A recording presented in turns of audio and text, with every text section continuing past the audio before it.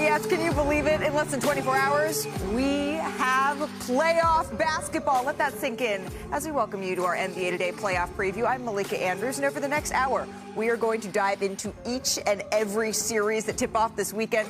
And we know 6 of the 8 matchups, right? They're set. Tonight, we get the final 2 play-in games that's going to determine who the number 1 seed, the Pistons, and the reigning champs, the Thunder, are going to play. As OKC starts that quest to repeat, they want to become the first time the champs have repeated since the Warriors did it 8 seasons ago. As we say hello to my partners, Shanae Agumake, Danny Green. Let's break this down, my friend. Let's roll through what we do know, and we're going to start in the West here.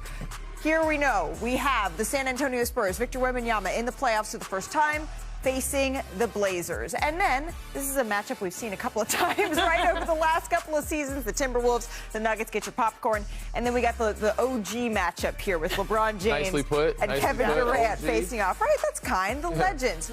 What's most intriguing to you, Shanae, out West? You know I love OGs, as an Ogwumake, but I'm going to pivot here, and I'm really excited about this one right here because Anthony Edwards has a target list. He likes to take out legends. We've seen it with KD and Book in the postseason. We've seen it. I know it was a stufless Warriors for the most part, but he still took them down. He took down LeBron and Luka Doncic.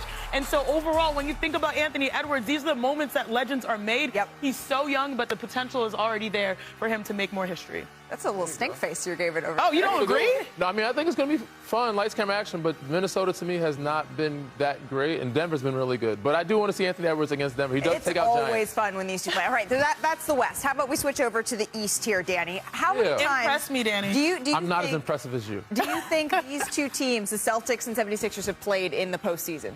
Yes. Ever? How many times? Yeah, 23 I was going to say 40. I didn't think that's a lot. Yeah, that's the most in NBA history. And then we get the Hawks and the Knicks. No, it's not Trae Young back in the Garden, but these two, there's some bad blood there. Atlanta's hooping. And it's not LeBronto, but we do get the Cavaliers facing a team that they struggled with in the regular season, the Toronto Raptors. Who are you watching in this? Normally, I would say that 23 times, you said 23 times. Yeah, 23 times. But no Joel Embiid. We don't know what he's looking like. Right. So it's not as exciting to me. I'm going to go with this 4-5 matchup here in Toronto. Oh, curveball. Why? Because these guys have a lot to prove. There's a lot of pressure on James Harden and Donovan Mitchell. This was a team that had high expectations. They were supposed to be a number 1 or 2 seed, even before James got there. And since he's been there, they've been very up and down. They haven't had a lot of minutes on the road together. Jared Allen's been out. James has been out. Evan Mobley's not. Donovan, they've only had like 10, maybe 11 games together as a whole. And Toronto has the season. They're leading them in the season. They won the season series. Sorry, stumbling here. But that was early November, so it's a totally 2 different teams. Correct. But they have nothing to lose. So this is going to be a battle, and Cleveland has a lot to prove. I can't wait. The first round gets underway this weekend. But let's take a look at the odds. This is according to DraftKings Sportsbook for the title winners, going all the way to the end. And yes, of course, it's the Thunder that are the strong favorites at plus 110. They're followed, though, by the Spurs, who jumped the Celtics. They are favored, though, to win the Eastern Conference. And earlier today, we got to hear from Jason Tatum on being back in the postseason. I didn't even know if I was going to play this year, so I get the opportunity to, be a part of the team and play in the playoffs. I couldn't be more grateful. Tatum is Tatum, man. Tatum is Tatum. That's the good thing about the great ones,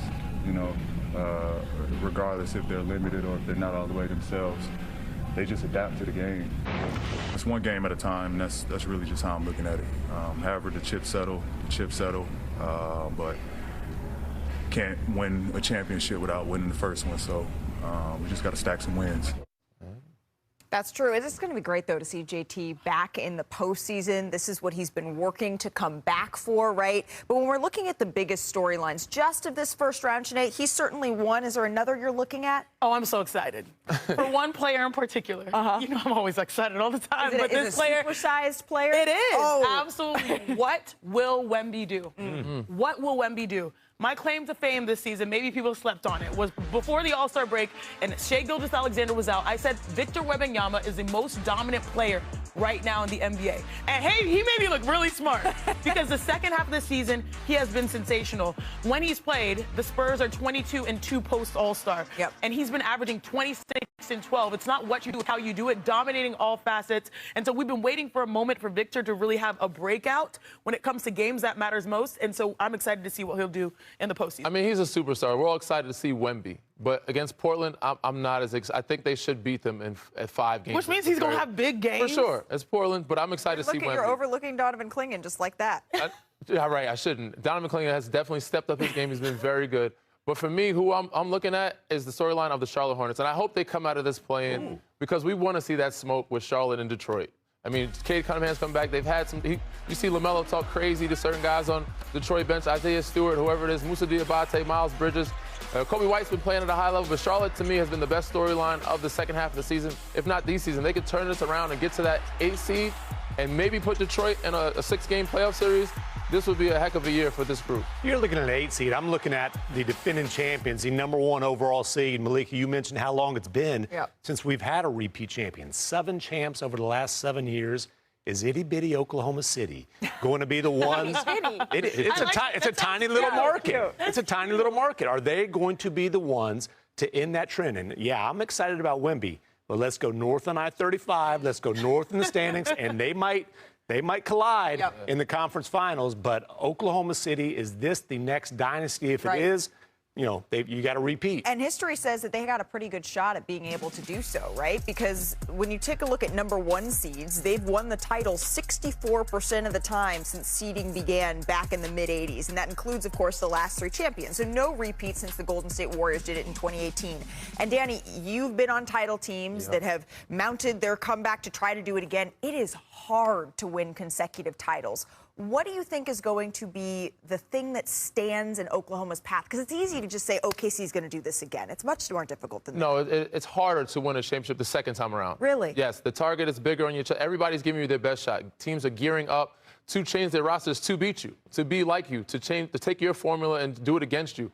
So every team, especially the Spurs or the Denver Nuggets, have geared up for this Oklahoma City Thunder type of team. Golden State's been great, and we've seen some good things from them.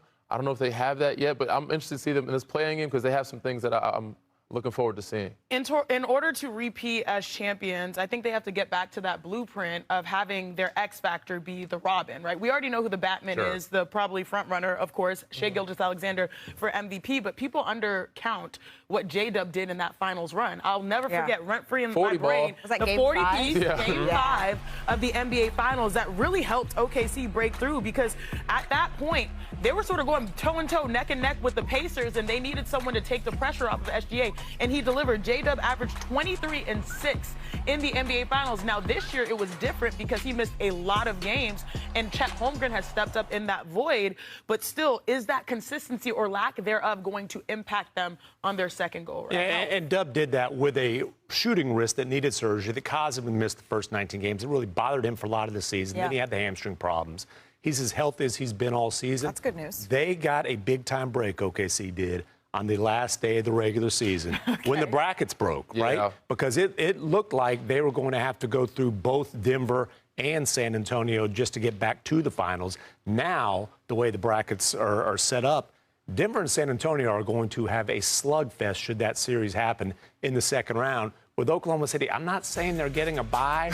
I'm just saying I cannot see Houston or the wounded Lakers being able to end OKC's run. Yeah, I'm with you on that one. So they're thanking the basketball gods for that. You know, San Antonio really, I wouldn't say dropped the ball, but I don't think they're running from smoke. They're preparing themselves for that matchup. I think when it comes down to it, OKC, these matchups are not going to prepare for them when they get to the Western Conference Finals against a Denver or a San Antonio team because they had it so easy. So they might have, this might be a gift and a curse. We don't know. I do hope we get to see at some point Oklahoma City and San Antonio in the postseason. That just feels like the regular season matchups we got. There is no other matchup that you watch that had quite the same feel of, man, I hope we get this in the NBA Finals. But aside from that, I don't know about y'all, there's nothing that gets me more excited for the postseason than watching some highlights of the top all-time playoff moments. Yeah, this is the top of the top, game 1, round 1 over the years. There was plenty to choose from, but this is what we distilled it down to. This is 1993. Pippen saves it to Jordan. Got the mitts. Oh, look at that. That's it with one hand. That's the baseball catch right there. Are you serious? Not everyone can shoot mid-range off the glass like Jordan, though. Palming it on the way down right into a jumper. How about 2011? This is the Mavs at the Thunder. I was here for this one. KD. You see how he shot that with one bounce?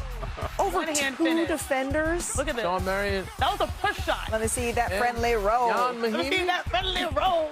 Janae, this one's for you. Okay, 2003. How about some T-Mac, right? Oh, my gosh. This is when I grew up watching basketball in the Cypress, Texas, the CYT.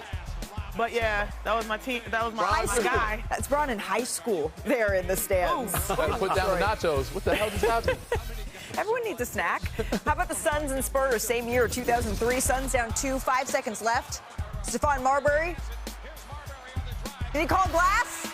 Bank is open. Bank's open for the win. I know that was Starberry. Had to be during the week. Bank was open. I was going to say something, but I have to save it for commercial. Oh, man. At number 1, get the bleep button ready. Blazers, Lakers, this is 1998.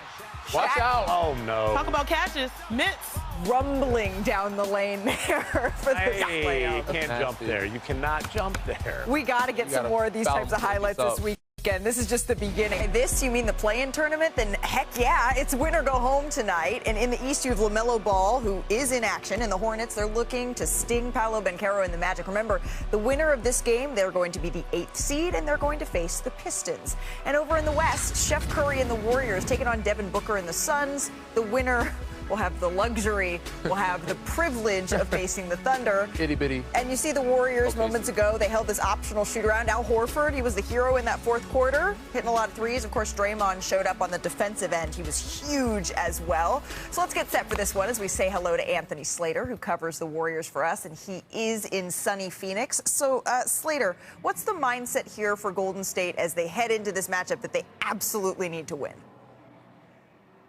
Yeah, Malika, you were there the other night. There was a celebratory atmosphere post-game, but it was also an achy atmosphere post-game. I mean, this is an older team. The Clippers have a really nice, visiting locker room village, and the Warriors were using it. And I mean, Steph Curry's recovery circuit probably took about 90 minutes, 36 minutes, which is a few more than he was supposed to play, right?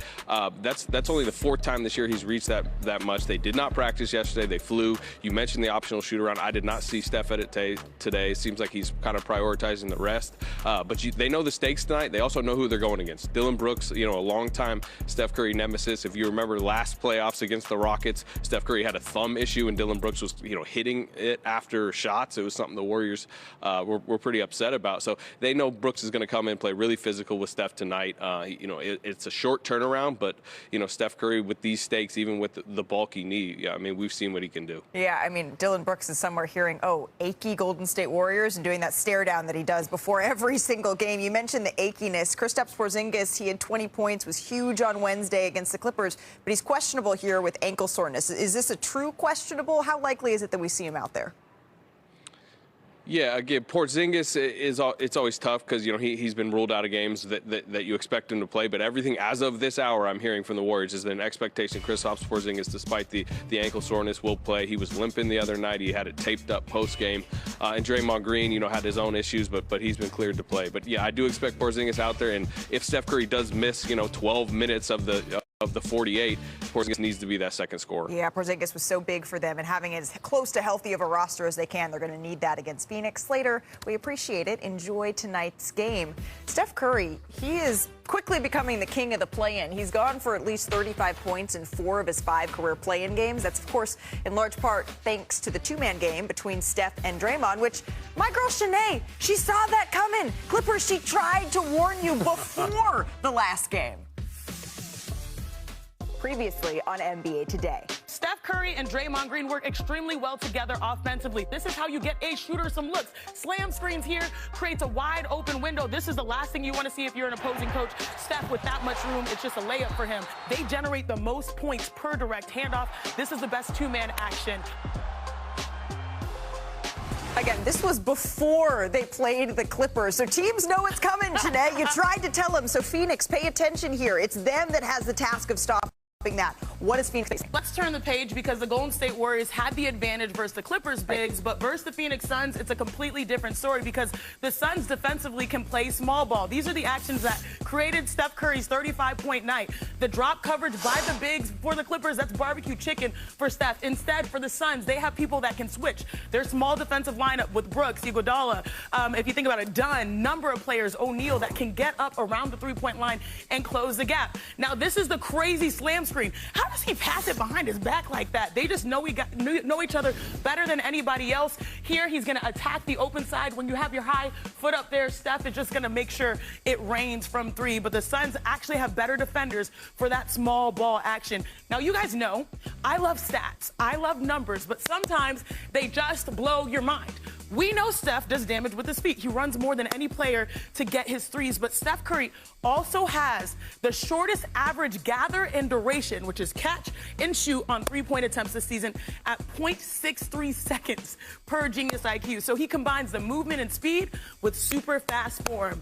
Good luck guarding that, Dillon Brooks. I know you're going to use all your tactics up your sleeve. Absolutely, he is going to, as the Warriors try to become just the second 10 seed to make the playoffs through the play-in. So if that is going to be what Phoenix needs to slow down, the key to this game tonight is going to come down to what, Tim? Yeah, I mean, listen, Dillon Brooks is going to be a main character. Always. And he loves that. And by the way, this ain't new. He has knocked out the Warriors in this last playing game before, 2021, when he was with the Grizzlies. And he's got, Slater mentioned, he's got some history.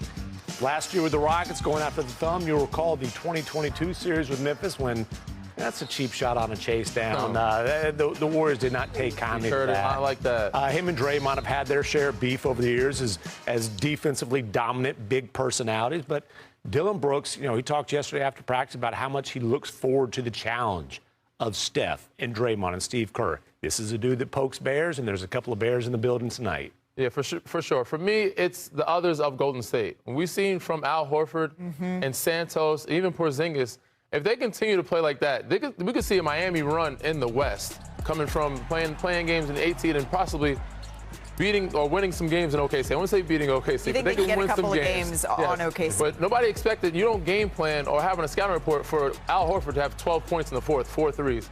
Porzingis, Santos making plays. And defensively, they were great. Draymond spectacular, but those guys were involved in every defensive action. They blitzed Kawhi. They showed crowds. Kawhi did not feel comfortable enough. Draymond did great on Kawhi, but those guys were very heavily involved in every defensive situation. And this is why, as Steve Kerr said, Steph Curry came back to play meaningful basketball. Al Horford said he didn't envision it necessarily being in the play-in, but this is their path to the postseason. We're going to get to see that tonight. Presented by Xfinity. Janae, what if I told you Kevin Durant and LeBron James have combined for over 76,000 career regular season points? I would say that's AI. It's insane. It's true. This is by far the most between opposing players entering a playoff series in NBA history. But of course, LeBron, he knows it's not just about the head-to-head matchup. It's the Rockets that have some damn good players on their team, so it's not just a KD team. It's the whole group. Obviously, like I said, KD's going to do what KD does. He's a Hall of Famer. We know that, so we have to prepare not only for him, but for the whole group. What's the message? The message is get your ass in there, box out, and rebound. You have a message. We all grown men, do your job. As LeBron is putting it very bluntly. Grown man, do your job. Maybe he's seen the odds. The Lakers are plus 400 underdogs in this series against the Rockets. That's actually the longest odds LeBron has faced in a first-round series in his career. But here's the thing. Whatever the odds say, there are over 2 decades of reasons to believe that LeBron James can be the one to defy them. No, we will not sing Defying Gravity, but just know that it's playing just a little bit here in my head. Danny, you've been LeBron's teammate in the postseason. What is this going to come down to? I mean, not just I keep saying the others, but it's going to come down to Lakers. It's because you were an other. I wasn't. Exactly. He loves those role players. Yeah. But I think it's going to come down to JJ and their defense and how they kind of junk up the game against KD and company. Obviously, Amin Thompson's been point guard some, Şengün's been some, Reed Shepherd is young and growing. But they've struggled with the double team, and particularly Kevin Durant. So when they double KD, which I assume they will do, they're going to throw guys at him and try to rotate, zone up, and make him make plays and also make those other guys beat him, make him quarterback. Because they know Kevin Durant, even though he's not supposed to be, he is the head of the snake. As you see here, they're doubling him, forcing him to a turnover, backcourt violation. Another one, Rui's got him, bigger body. And then here comes Marcus Smart coming, throwing something at him. Luka's ready to go, be on a string. They got to take a deep, uncontested, or very contested, terrible three-point shot. Another one here, DeAndre Ayton's on him. They see the big, it's Luka and DeAndre Ayton. KD just concedes to the double team. I'm sure he'll make an adjustment. They've walked over some things. But the Lakers are going to force them to play in that type of half-court set. When I covered that game, that was the baseball series that the Lakers swept in Houston. That was the first game of it. And KD came out after that game and said, hey, we probably got to figure out something else. I can't just be on the ball and have, be getting double-teamed. And he admitted, I didn't handle it well. He said, maybe I need to get off the ball. Maybe I need to space the floor out in the corner. Maybe I need to be setting screens. But just KD acknowledged me just as the primary initiator, them forcing the ball out of our hands and us sputtering after that. There's got to be another solution. And if there's going to be that other solution, I think Ime Udoka is going to have to trust Reed Shepherd to close games. And that's been a very case-by-case situation throughout the years because there's give and take. He can initiate. He's a shooter. He's a facilitator. He's also a bullseye for the Lakers on the defensive end. So that's going to be an interesting decision to monitor. But if the Lakers can't keep games close, they like their odds to be able to steal some games. Yeah, you know why? Because in clutch time, they're 10 times better than Houston Rockets in clutch time. I don't know what the graphics are going to say, but we'll get into that. The 60 points a game they're missing that they're going to need that down the stretch. Big difference. But I do trust those guys that have some experience, like Rui, Marcus Smart, DeAndre Ayton, Luke Kennard. They've been in the playoff series, but here you go. Here's the numbers in clutch time. 22 and 23. But largely that's with 16. Luka and Austin, right, Shanae? Yeah, absolutely. Respectfully, friends, respectfully again, this is not about who the Lakers don't have. This is more about who the Rockets do have. And this year, they do have Kevin Durant. And this is and I hate to put pressure on the Rockets because I understand that they were not healthy. Fred VanVleet was a key part of what they've built, and he's not available. But moving forward, you think about this Rocket squad, this is a squad that has Kevin Durant. They've improved their offense. Maybe not clutch time, but they're top 10, at least when it comes to offensively. They're top 3 when it comes to percentage of points that they score through the mid-range. That's Kevin Durant. Right. And so in a playoff series where a number of the stars are unavailable for the Lakers, this is their opportunity. This is honestly a gift for Houston to try to get over the hump, win in the first round. We saw what happened when they went up against a generational legend last year with the Golden State Warriors. Now you have another opportunity. It's LeBron James, but this is not the same squad that they had when they were ascending. And I so hear my eye is on Kevin Durant. Yep. As it should be. Closing at least the first round, okay? The first round. And Kevin Durant has been this is the reason they brought in Kevin Durant, is for these late game situations in the postseason in particular. We'll put the regular season aside. But it is about who is not out there for the Los Angeles Lakers. Dave McMenamin is going to be covering this series for us. Dave, the Lakers, obviously, we were just talking about it. They're not going to be at full strength here for game 1. Probably not for game 2. But how long exactly are they bracing to be without Luka and Austin? Malika, I reported yesterday on ESPN that the Lakers have no expectation to have Luka or Austin back in the lineup at any point in the first round. It doesn't mean they've ruled out that possibility, and there's still some hope. Luka is getting back to the United States today after spending time in Spain, and Austin Reeves been with the team and undergoing treatment daily, but neither of them are anywhere close to a return as the series is about to begin. Now, the word of the day that JJ Redick used when I asked him about the mental focus the team needs to have heading into this series was elevate. It means you need to be ready to elevate your role that you're playing. You need to be ready to elevate the focus, the intensity. The coaches need to be ready to elevate their amount of preparation. JJ said him and his coaching staff, the team was off on Monday. Him and his staff came in for 6 hours to start, looking through what they could do in this series.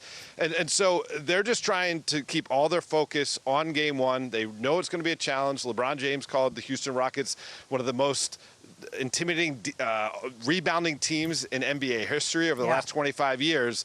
But they feel like if they focus on the things that they can do well, they'll be able to make this thing a series. And maybe if they can keep it a close game, you never know with Houston what's going to happen there down the stretch. Dave, thank you very much for that insight. Shanae, don't give me that. She can feel my eyes. Absolutely true. The first round of the playoffs begins tomorrow. Kevin Durant, the Rockets, take it on LeBron and the Lakers. It's at 8:30 Eastern. Ernie, Kenny, Charles, and Shaq tip-off coverage at 8 o'clock. They're going to be back after the game to break it down, as well as look ahead to the other game 1s we're going to see this weekend.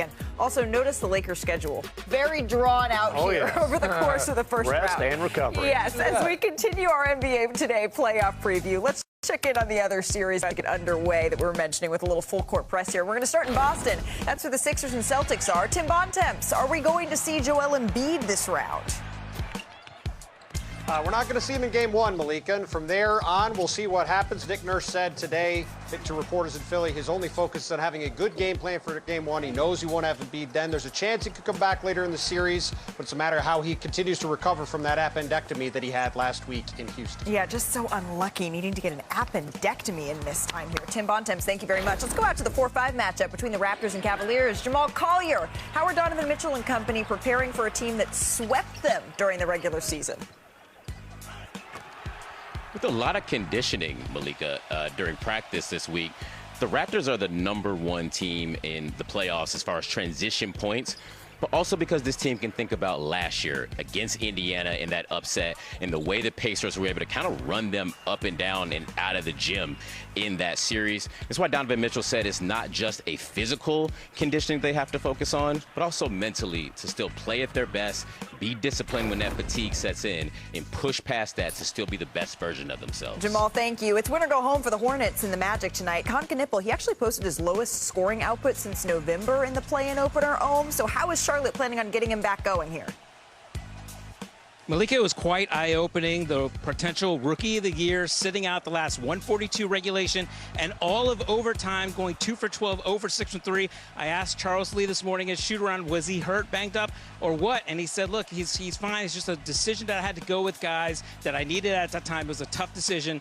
I want him to focus on doing all the other things. The shooting would come. LaMelo Ball said, I don't want him to think. Just play basketball. He'll be fine. Yeah, absolutely. Thank you very much. I mean, benching Con down the stretch of that game was a bold move. And if Charlotte is able to get the win on the road, it just brings an end to a season that the Magic would probably rather make, go poof, disappear. Orlando would miss the playoffs despite having a minus 3,000 odds to make the postseason. Across the 4 major sports, only one franchise has had shorter odds and missed the playoffs in the last 10 seasons. It was the Lakers in 2021-2020. Xfinity.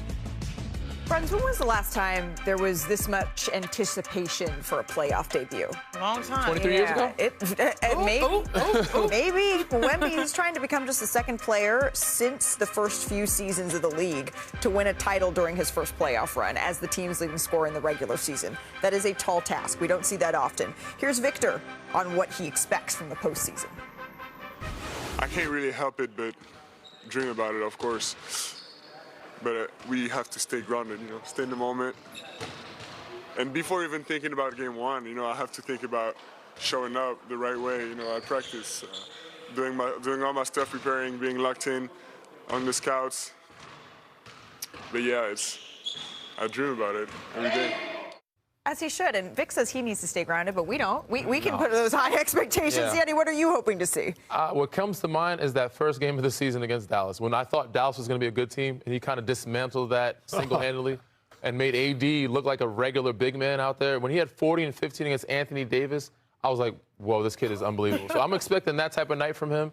And I said he's been carrying it that way. He's been his maturity, and he's speaking it, and he's talking the talk and walking the walk. So he's going to have a big night. I hope he does anyway. There are very few players that have the ability to meet the moment. And I love watching Victor Wembanyama because anytime there's a game that matters, or maybe not so in our eyes, the All-Star game, he takes it so serious. Can you imagine what he's thinking about the postseason?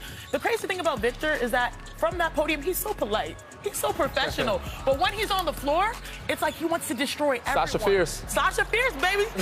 He's in his Beyonce era. This is him splitting from Destiny's Child. He said, I can do battle by myself. And now he's going to be one of the all-time greats. Sorry, you distracted me with I don't think we've had Alien, we've had Unicorn, I don't think we've ever had Beyonce. Sasha Fierce. He can go full Sasha Fierce. But I think the cool thing is that he also trusts his teammates. Yeah. He understands he can't do it by himself. When the game calls for it, for him to knock down a shot, attack, get downhill, he'll do it. But he also has a good supporting cast, which is why we really believe in the San Antonio Spurs run. I mean, straight up, Wemby believes he can be the best player we've ever seen, and he wants to prove that, and he needs big stages and bright lights to do that. This is not the first time he's been on a big stage with bright lights. This is a guy who, he's representing France in the Paris Olympics, playing against Team USA in the gold medal game, and balled in that game. He's not going to shy away. This brings out the best in him. And look, different circumstances in the All-Star game playing for the world team this year, but what did he do?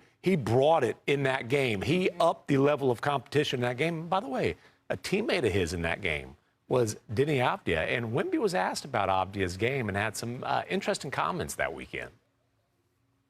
How's he viewed? Takes a lot of free throws, so playing against him, I haven't played against him this year, but advice is to not defend without fouling.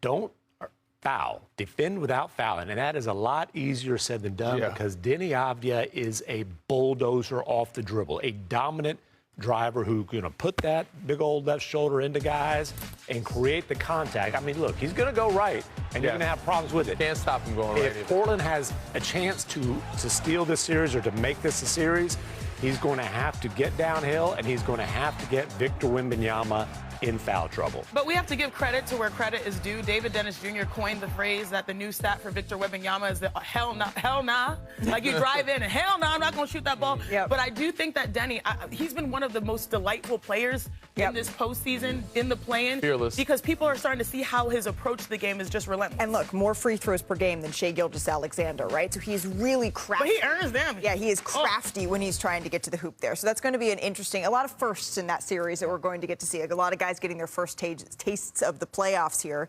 But if we could turn the page maybe to a more familiar playoff matchup, I know we're all looking forward to. For the third time in 4 years, we got Denver and Minnesota. They are meeting in the postseason, and this is shaping up to be a rivalry because back in 2023, Denver took down Minnesota in 5 games. They went to their first championship, and they won that, their first in franchise history. And then the following year, it was Ant and the Timberwolves. They came back from down 20 in Game 7 to beat Denver. So here's what Ant had to say about the Nuggets.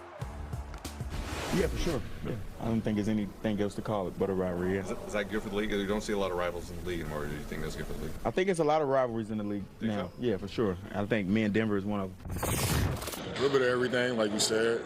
Probably got to call God and talk to him for a little bit and, ask him for a few favors. But it's going to be a tough matchup. He's an incredible player. He does so much on the floor for that team. So it's going to be a battle, but, we're prepared. We're ready for it and, step up to the challenge.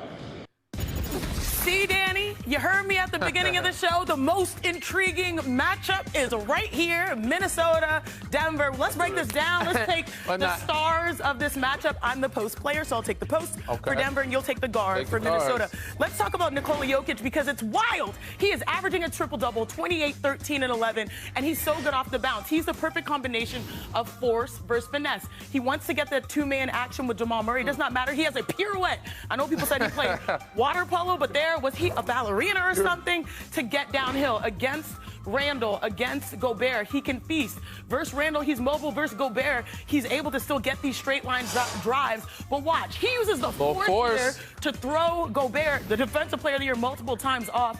And then he has a nice little spin move right there again.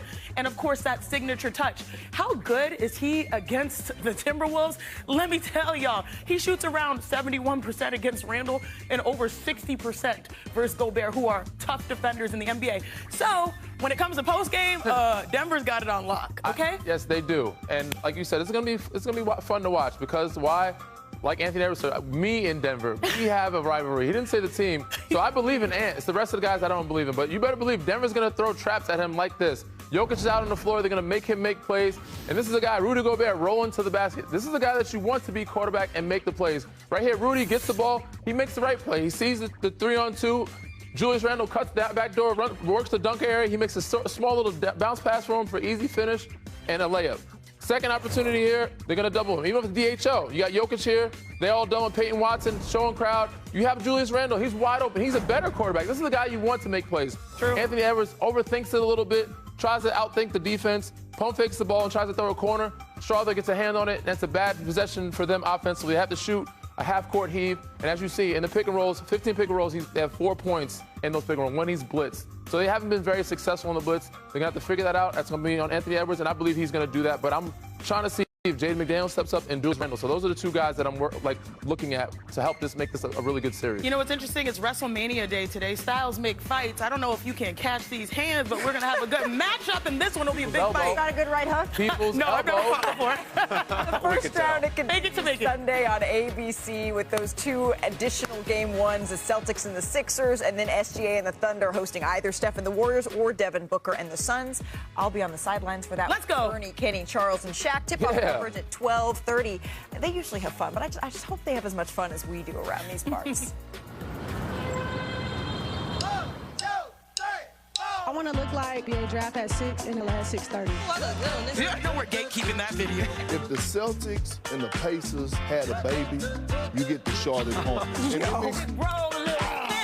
Slam screens here creates a wide open window. This is the last thing you want to see if you're an opposing coach. Curry, 3, It's always an honor to guard the play against a guy like Kawhi Leonard. You relish the opportunity to play against the best, and Kawhi's one of the best in our league to have to offer. Draymond Green with 2 outstanding steals. Axel Lendeborg is joining us. It's official now. Is the NBA. That's the next stop. Yes, absolutely. I'm just ready to go in there and provide a spark for any team that drafts me. Mark Wahlberg is in the building. A Bostonian brother. What's the matter?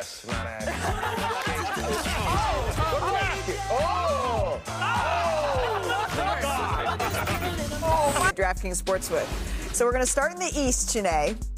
I put the cart before the horse. Who do you have in the Eastern Conference Finals? Okay, I'm done with doing picks because people hate us for picks. Yeah. From now on, I'm doing Janae's manifestation. Okay, there you go. And I'm manifesting New York Knicks coming out of the Eastern Conference because they are designed to beat teams like the Celtics. We saw that last year. Then they stumbled versus the Pacers. Right the wrongs. This is an open year. There hasn't been continuity on that side. And so I am manifesting the New York Knicks. Do you manifest? You spend money on manifestation? Absolutely not. They're free. Okay, it's 100% free. Who you got? I'm going. If you asked me this a month ago, I would have said the Knicks. But right now, I got Boston. They're just too up and down for me. So I'm going with the Celtics. Hey, coming out of the East, they look really good right now and hooping. Jason Tatum's back, which nobody thought he'd be in this position right now. But the Knicks looked good against the Celtics. True. And I still believe that even if there weren't the injuries, they would have come out of that series last year. Okay, to the West now. Janae, who's going to come out of the West? No, rephrase that. Manifest. Who's going to manifest? Who are you manifesting? If we continue to have different champions, I would love to see Wemby just take over the world tour. So give me the San Antonio Spurs. Oh, she's manifesting. As much as I would love to choose them too, I have to go with championship DNA and experience. I'm going to go with Oklahoma City Thunder. All right, and then your finals pick, Janae? 1973, 53 years. It's time that they finally get over the hump. Manifesting the New York Knicks. You're welcome, Stephen. They are a bad matchup for the Spurs if they both make it out. I'm going to go with Oklahoma City Thunder having a repeat. I'm with Tim McMahon on this one. I think they can get this done. First time in 7 years we see a repeat champion. He's head, I'm heart, clearly. On DraftKings Sportsbook, all customers can get a profit boost every day of the NBA playoffs. Download the app. Use the promo code SCREEN when you sign up. You really went out on a limb here. I am curious though, if the New York Knicks are to get all the way to the NBA Finals, what is it that they're going to need to do? It's going to be interesting, especially starting off with Cat, because they tried to improve his defensive ability, making sure he's not in drop coverage all the time. It's going to be their defense that takes them through. Me, it's always been Cat. Cat's been the X factor for them throughout the whole playoffs. He had a great one last year against Indiana, even teams before that, Boston. So if he plays well, they go that far. Obviously, OG, Mikal, those other guys, but Cat is the main ingredient to them being successful. All right, so that's coming up this weekend. We get the start of the playoffs, but we still got 2 more spots on the line tonight. So who are we taking? The Suns or the Golden State Warriors? I'm never betting against Steph, okay? Yeah, all right. I learned my lesson. We're going with the Warriors, and then over in the East, is it Charlotte or is it Orlando? City. Again, manifesting more. Yeah, Orlando. Was that it? Was that better? Yeah, earlier it was like a taser. Like, so what is it? What's the right one then? There you go. There you go. Okay, like that. We're going to be back next week. NFL Live is next. Enjoy the playoffs this weekend.